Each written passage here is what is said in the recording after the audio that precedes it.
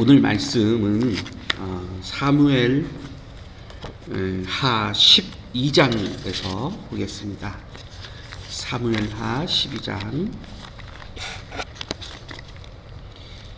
26절에서 31절 말씀입니다. 사무엘 하 12장 26절에서 31절까지 말씀을 우리가 함께 보겠습니다. 같이 합독해서 26절부터 31절까지 말씀 읽겠습니다.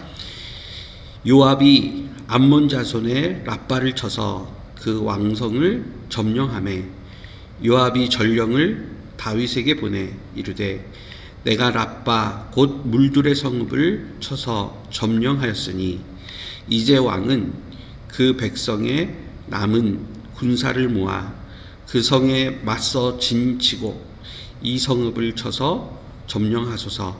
내가 이 성읍을 점령하면 이 성읍이 내 이름으로 일컬음을 받을까 두려워하나이다 하니 다윗이 모든 군사를 모아 랍바로 가서 그곳을 쳐서 점령하고 그 왕의 머리에서 보석 박힌 왕관을 가져오니 그 중량이 금 1달란트라.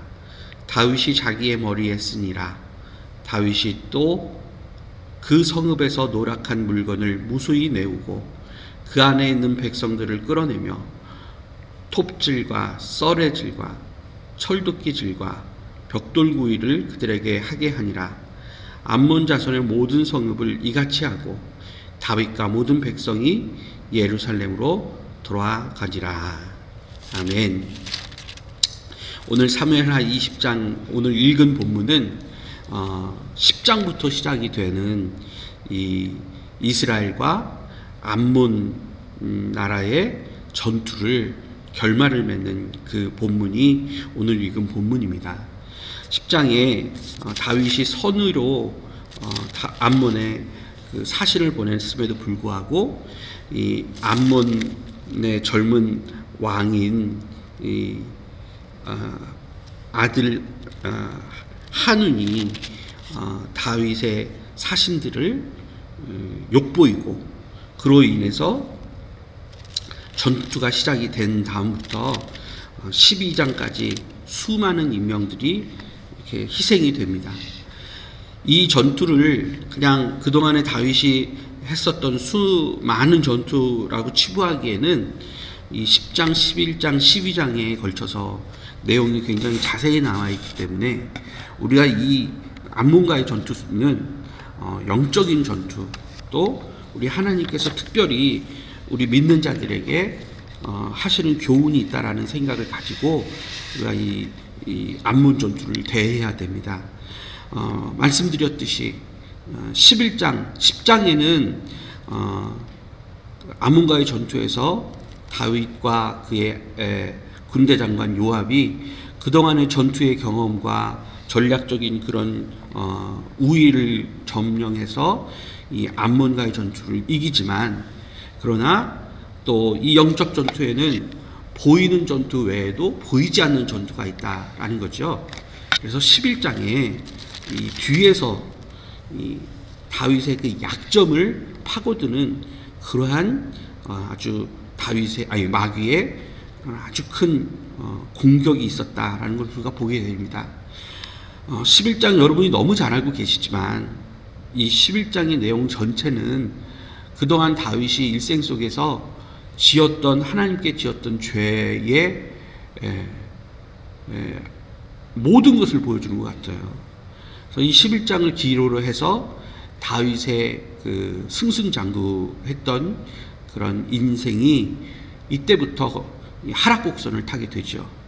그리고 11장부터 엄청난 그런 그 집안의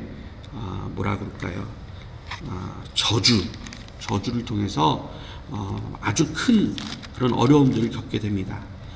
그 저주를 좀 한번 보겠습니다. 12장 10절부터 나오게 되는데요. 이제 내가 나를 없인 여기고 햇사람 우리아의 아내를 빼앗아 내 아내로 삼았은즉 칼이 내 집에서 영원토록 떠나지 아니하리라 하셨고, 여호와께서 또 이와 같이 이르시기를 보라, 내가 너와 내 집에 재앙을 일으키고 내가 내 눈앞에서 내 아내를 빼앗아 내 이웃들에게 주리니 그 사람들이 내 아내들과 더불어 백주에 동침하리라. 너는 은밀히 행하였으나 나는 온 이스라엘 앞에서 백주에 일을 행하리라 하셨나이다 하니. 그냥 듣기만 해도, 읽기만 해도 무시무시한 저주가 다윗의 집에 이제 뭐라 그럴까요? 선언이 되었습니다. 근데 우리가 생각할 때 이 사무엘하 7장에 다윗의 언약을 통해서 그 집에 복을 주겠다라고 하셨던 하나님의 그 약속의 축복의 말이 이제 얼마 안 돼서 12장에는 저주의 말로 바뀌게 된 것이 참 우리에게는 큰 교훈이 되는 것 같습니다. 하나님께서 우리 믿는 자들에게 다윗의 언약을 주셨을 때 그 다윗의 언약이라고 할 때는 참 우리에게 큰 소망이 되고 기쁨이 됩니다. 지금 우리는 그리스도의 언약을 받은 하나님의 성도지요. 하지만 그보다 더 뛰어난 그리스도의 언약을 받았음에도 불구하고 우리의 죄가 이런 언약의 그 복을 잃어버릴 수도 있게 만든다라는 것이 11장과 12장이 아주 큰 교훈이 됩니다. 11장에 다윗이 밧세바를 범함으로 인해서 10계명에서 한 3개에서 4개의 계명을 범하게 됩니다. 살인하지 말라, 간음하지 말라, 또 내 이웃의 집을 탐내지 말라. 그리고 이렇게 더 넓게 본다면은 도둑질하지 말라는 것, 또 거짓 증거하지 말라는 얘기까지 할 수가 있습니다. 무엇이 그 신실했던 다윗을 한 번에 무너뜨리게 했는가? 성경에서는 11장 1절을 보면 그 해가 돌아와 왕들이 출전할 때가 되매 다윗이 요압과 그에게 있는 그의 부하들과 온 이스라엘 군대를 보내니 그들이 암몬 자손을 멸하고 랍바를 에워쌌고 다윗은 예루살렘에 그대로 있더라. 이 11장 1절 말씀을 원인으로 들면서 믿는 성도들의 그 뭐라 그럴까요? 조심해야 함을 우리 11장 1절을 들어서 말하고 계십니다. 봄이 되면 당시의 그 나라들은 봄이 되면 날씨가 이제 편해지면서 주변 국가들을 정복하는 그런 정복 전쟁을 하게 됩니다. 그 시기에 모든 다윗의 군대들은 다 이 전력을 구축해서 다른 나라를 쳐들어가는데 다윗은 예루살렘에 그대로 남았어요. 그리고 못 볼 것을 보았고, 그리고 그가 하지 말아야 할 것을 하게 됩니다. 그로 인해서 12장 우리가 알고 있듯이 나단 선지자에 대한 책망을 받게 되는데, 그래도 이 다윗이 그래도 잘했던 것이 무엇일까? 바로 우리가 잘 아는 그 시편 51편의 그런 참회하는 기도, 하나님께 회개하는 모습을 보였기 때문에 그래도 그나마 사울과 같이 하나님께 끊김을 당하지 않고 하나님께 다시 돌아와 회복되는 모습을 12장에서 보게 되죠. 제가 오늘 이런 아주 중요한 내용들, 중요한 사건들이 있음에도 불구하고 12장 마지막 그 부분들을 본문으로 삼은 이유가 있습니다. 사실 생각을 해보십시오. 지금 이와 같이 10계명의 한 절반 정도의 그런 흉악한 죄를 범했던 다윗인데, 보통 그렇게 되면 어느 누구도 하나님 앞에서 끊김을 당해야 되고 죽음을 당해야 되는데, 그럼에도 불구하고 오늘 본문을 읽어본 그 내용을 보면 하나님이 다윗 왕을 이 모압과의 전투에서 승리자로 세우십니다. 여기 보면 한 달란트나 되는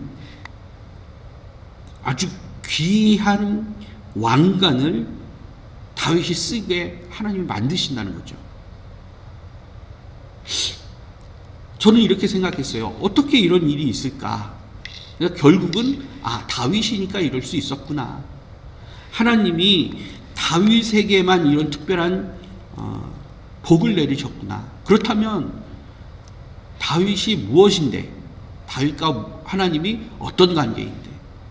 바로 제가 여러 번 얘기하지만 7장에서 맺었던 다윗의 언약, 그 언약 때문에 하나님이 실수한 자가 회개한다면 언제든지 다시 하나님의 죄를 덮어주시는 은혜를 보여주신다는 겁니다.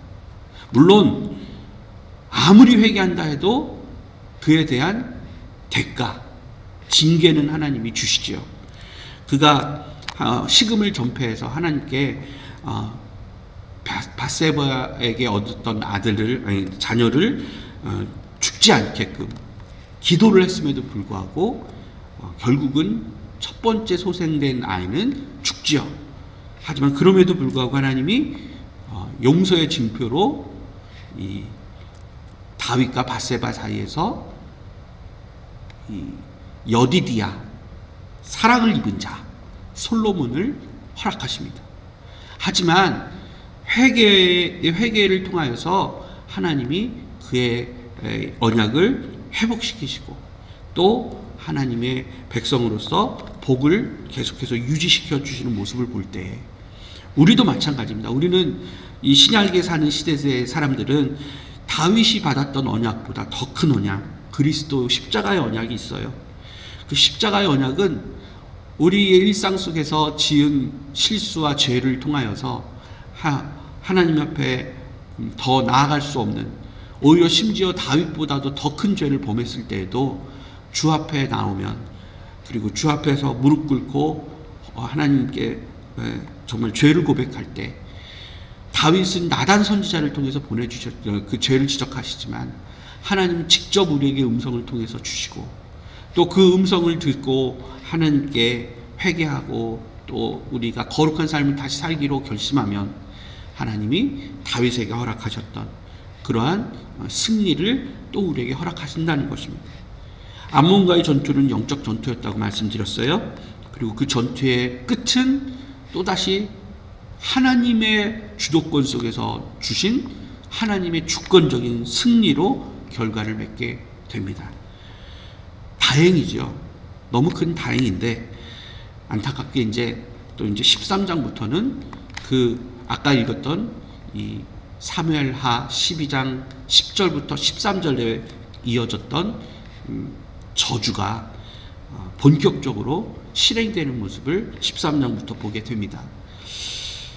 사무엘하 이 말씀을 묵상하면서 우리가 항상 얻어야 할 교훈이 있습니다. 하나님의 음성 듣는 것이 얼마나 귀한가. 만약 하나님이 다윗의 회개가 없었다면 나단 선지자를 다윗에게 보내셨을까? 그리고 나단 선지자의 그 음성이 이 다윗의 귀에 들려졌을 때 다윗이 그것을 깨닫고 회개하려는 마음을 가졌을까? 저는 그런 생각을 많이 합니다. 오늘 이 아침에도 우리가 의무적으로 나와서 하나님께 기도를 한들 하나님의 음성이 들려지지 않고, 하나님은 분명 말씀하시는데 내 귀에 깨달아지지 않아서 우리가 그저 반복적인 그런 종교적 의식처럼 기도를 하게 된다면 아무 의미가 없게 되는 거죠. 그런데 우리에게는 하나님의 은혜가 있습니다.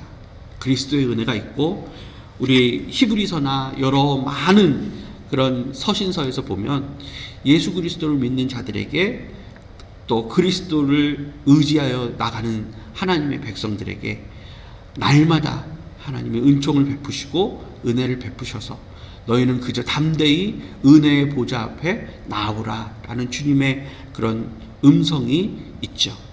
그러니까 그 음성을 붙들고 오늘 하루도 나온 것입니다. 그래서 오늘 어제 어떤 삶을 하나님 앞에 살았는지 저는 잘 모르고 우리의 각자만 아는 그러한 신앙의 모습일 텐데, 오늘 이 아침에 먼저 하나님께 다윗과 같이 깊은 회개와 또 하나님께 드려지는 그런 반성이 있고, 그 후에 하나님으로부터 들려지는 음성을 들어서 또 오늘 하루도 결국은 승리하는, 결국은 영적 전투에서 이겨내는 그런 성도의 삶을 사시는 그런 우리 모두가 되었으면 좋겠습니다.